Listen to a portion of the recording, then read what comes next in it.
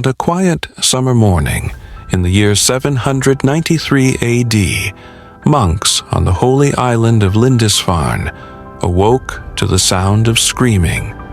Longships with dragon heads had appeared on the horizon, and from them poured warriors unlike anything Europe had ever seen. They killed without mercy, looted sacred treasures, and set fire to the monastery before vanishing back across the sea. This was the first Viking raid, and it would not be the last. For the next 300 years, Viking warriors would terrorize Europe, from England to Russia, from Paris to Constantinople. They were sailors, warriors, explorers, and conquerors. They discovered America before Columbus, founded kingdoms that still exist today, and left their DNA across 3 continents. The Christian monks who survived that first raid wrote, "From the fury of the Northmen, deliver us, O Lord." This is the story of the Vikings, the Norse warriors who changed the world forever. The Vikings came from Scandinavia, the harsh lands of Norway, Sweden, and Denmark. Life in the north was brutal. Winters were long and dark, summers were short, and the soil was poor. The Norse people survived by fishing, hunting, and raiding their neighbors. They were farmers, blacksmiths, and traders, but when resources were scarce, they became warriors. Viking society was built on honor, courage, and strength. A man's worth was measured by his skill in battle, his loyalty to his chieftain, and his willingness to die with a sword in his hand. The Vikings worshipped gods of war and death: Odin, the All-Father, who welcomed fallen warriors to Valhalla; Thor, the thunder god who wielded a mighty hammer; and Freya, the goddess of love and war. To die in battle was the greatest honor. To die in bed was shameful. The Vikings believed that only those who fell in combat would feast with the gods in the halls of Valhalla. This belief made them fearless, reckless, and absolutely terrifying. But the Vikings were not mindless barbarians. They were master craftsmen and brilliant engineers. Their greatest achievement was the longship, a vessel so advanced that it would dominate the seas for centuries. The longship was sleek, fast, and shallow enough to navigate rivers, which meant the Vikings could strike deep inland where no one expected them. These ships could cross the Atlantic Ocean or glide up a narrow river with equal ease. They were powered by both sail and oar, making them faster and more maneuverable than anything else on the water. The dragon heads carved into their prows were meant to terrify enemies and ward off evil spirits. And they worked. When people saw those dragon ships on the horizon, they knew death was coming. The raid on Lindisfarne in 793 A.D. was a shock to Christian Europe. Monasteries were supposed to be sacred, untouchable, protected by God himself. But the Vikings did not care about Christian gods. They came for gold, silver, and anything they could carry. The monks were defenseless. They had no weapons, no soldiers, and no way to fight back. The Vikings killed some, enslaved others, and took everything of value before disappearing back into the sea. Word of the attack spread across Europe like wildfire, and a prayer was added to Christian masses: "From the fury of the Northmen, deliver us, O Lord." But God did not deliver them. The Vikings had only just begun. After Lindisfarne, the raids intensified. Year after year, Viking longships appeared on the coasts of England, Ireland, Scotland, and France. They struck without warning, looted monasteries and villages, and vanished before anyone could organize a defense. The Vikings perfected the art of the lightning raid. They would land at dawn, kill or capture anyone who resisted, take everything valuable and be gone by midday. European kingdoms were helpless. Their armies were too slow, their fortifications useless against an enemy that attacked from the sea. Kings and lords tried to build coastal defenses, but the Vikings simply sailed up rivers and struck inland. There was no safe place, no strategy that worked, and the raids only grew bolder. In 865 AD, the Vikings changed their strategy. Instead of small raids, they launched a full-scale invasion. A massive Viking army, known as the Great Heathen Army, landed in England. This was not a raiding party. It was a conquering force. The army was led by the sons of Ragnar Lothbrok, the legendary Viking chieftain whose name would echo through history. Ivar the Boneless, Bjorn Ironside, Halfdan, and Ubbe. These were not just raiders. They were conquerors who intended to take and hold English lands. The Anglo-Saxon kingdoms of England were unprepared. One by one, they fell to the Viking onslaught. Northumbria was conquered. East Anglia was crushed, and Mercia was torn apart. Only the kingdom of Wessex, led by a young king named Alfred, managed to resist. King Alfred of Wessex, later known as Alfred the Great, was the only English king who stood against the Vikings and survived. He fought them, negotiated with them, paid them tribute when he had to, and built fortifications when he could. Alfred understood that he could not defeat the Vikings in open battle. They were too skilled, too fierce, and too numerous. So he changed his strategy. He built a network of fortified towns called burhs, trained a standing army, and created a navy to fight the Vikings at sea. Slowly, painfully, Alfred began to push the Vikings back, but he could not drive them out completely. The Vikings had already settled in the north and east of England, a region that became known as the Danelaw, where Viking law and customs ruled. The Danelaw was a Viking kingdom in England. Danish jarls ruled over English towns. Norse gods were worshipped alongside Christian saints, and Viking warriors married English women. The Danelaw would last for generations, and the Vikings who settled there became part of the fabric of England. Today, many English place names come from Old Norse, towns ending in by, like Derby or Whitby, or Thorpe, like Scunthorpe, are Viking in origin. The genetic legacy of the Vikings is still visible in England. DNA studies show that millions of English people carry Viking ancestry. The invaders became settlers. The settlers became Englishmen. But England was only one target. The Vikings struck everywhere. In Ireland, they founded the city of Dublin, which began as a Viking trading post and fortress. In Scotland, they conquered the Orkney Islands, the Shetlands, and the Hebrides, turning them into Viking strongholds. In France, they sailed up the Seine River and laid siege to Paris in 845 AD. The Frankish king Charles the Bald paid the Vikings 7,000 pounds of silver to leave. This payment became known as Danegeld, protection money paid to avoid Viking raids, but paying the Vikings only encouraged them. Once they knew a kingdom would pay, they came back again and again, demanding more. The saying, "paying the Danegeld," still exists today, meaning giving in to extortion. One of the boldest Vikings was a chieftain named Rollo. In 911 AD, Rollo and his warriors had been raiding France for years, and the French king Charles the Simple realized he could not defeat them. So he made Rollo an offer. He would give Rollo a large piece of land in northern France. In exchange, Rollo would convert to Christianity swear loyalty to the king, and defend France from other Vikings.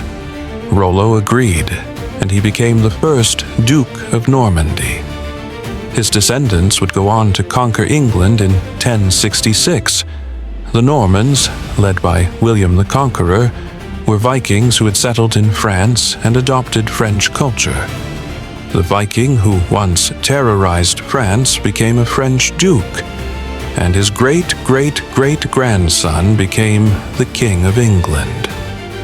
History is strange like that. The Vikings did not only go west, they also went east. Swedish Vikings, known as the Varangians or Rus, traveled down the rivers of Eastern Europe into what is now Russia.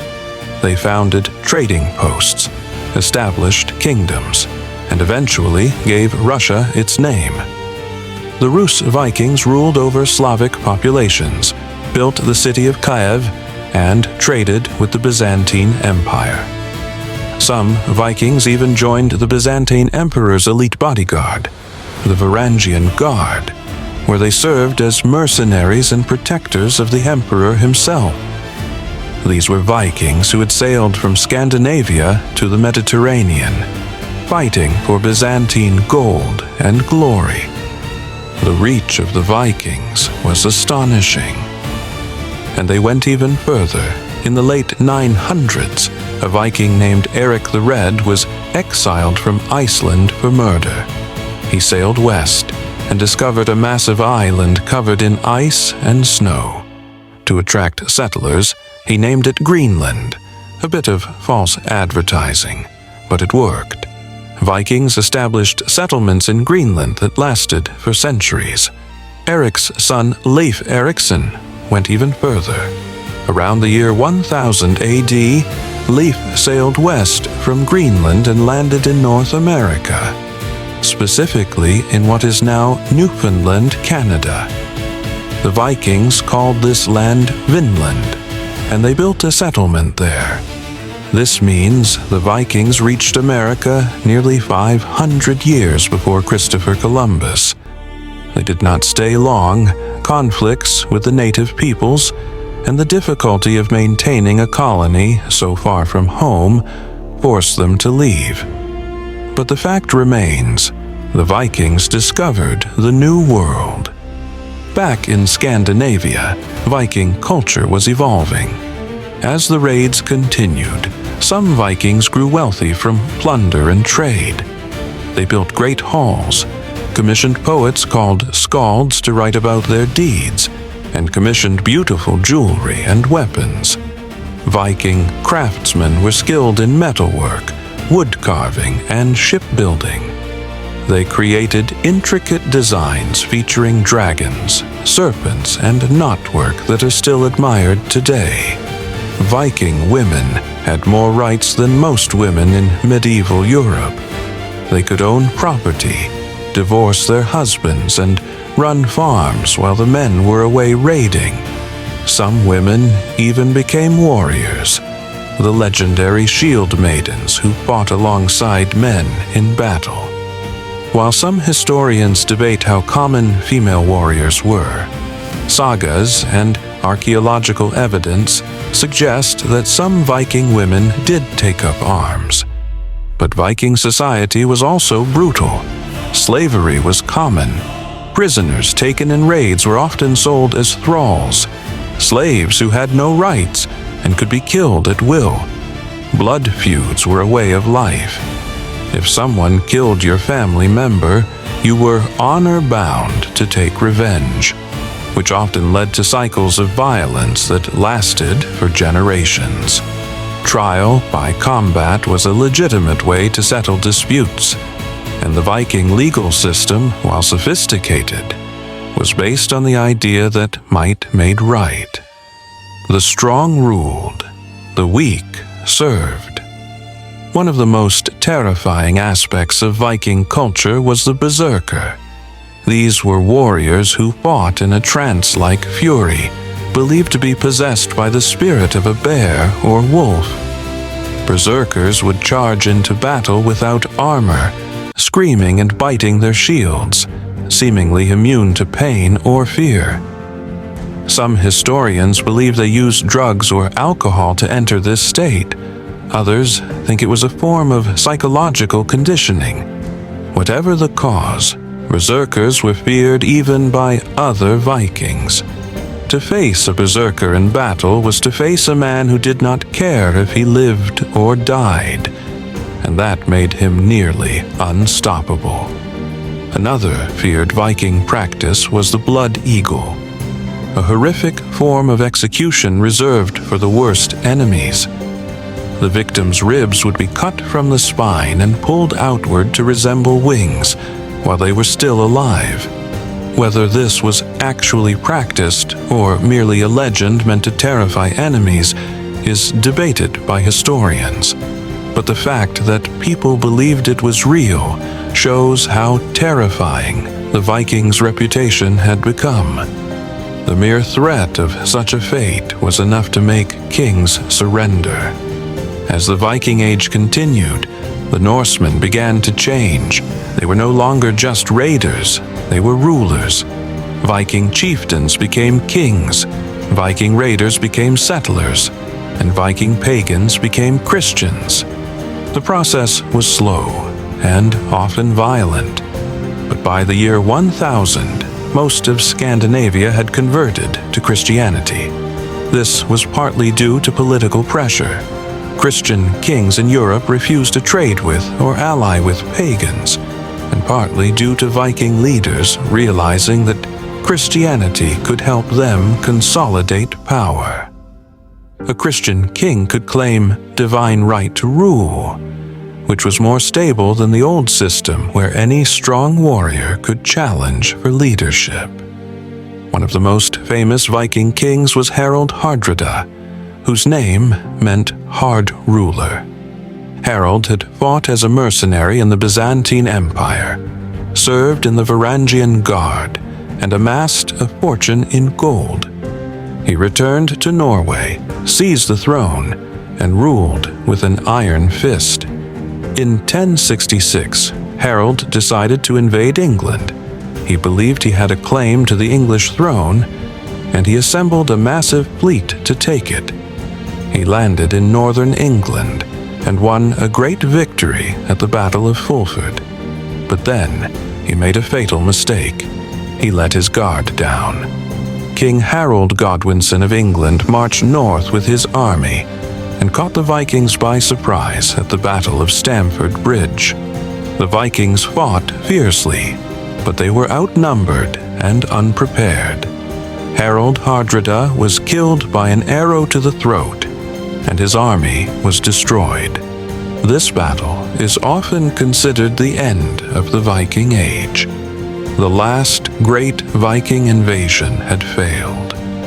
Ironically, just days after defeating the Vikings, King Harold of England faced another invasion, this time from Normandy, led by William the Conqueror, a descendant of the Viking Rollo. Harold rushed south to fight the Normans and was killed at the Battle of Hastings. The Viking Age had ended, but Viking blood still ruled England. The legacy of the Vikings is everywhere. They shaped the languages, cultures, and genetics of Europe. English has hundreds of words borrowed from Old Norse, including sky, knife, husband, law, and berserk. Viking explorers mapped the North Atlantic. Viking traders connected Europe to the east, and Viking warriors changed the balance of power across the continent. They were brutal, yes, but they were also innovative, adventurous, and resilient. They were sailors who crossed oceans, warriors who feared no enemy, and explorers who reached the edge of the known world. The image of the Viking, the fierce warrior with an axe and a shield, the dragon ship cutting through the waves, the conqueror who feared neither death nor God, has endured for over 1,000 years. The Vikings were not just raiders, they were a force of nature, a culture that refused to be tamed. They changed the world, not through empire building like Rome or philosophy like Greece, but through sheer audacity, sailing into the unknown, taking what they wanted, and leaving their mark on history forever. The Vikings are gone, but their story remains. From the fury of the Northmen, the world was never the same. The Vikings were many things: raiders, explorers, warriors, and kings. But above all, they were the Northmen who refused to bow. And their story reminds us that courage, audacity, and the will to venture into the unknown can change the world forever. What other stories has history tried to bury? Subscribe to Ancient Echoes and discover the heroes the world forgot.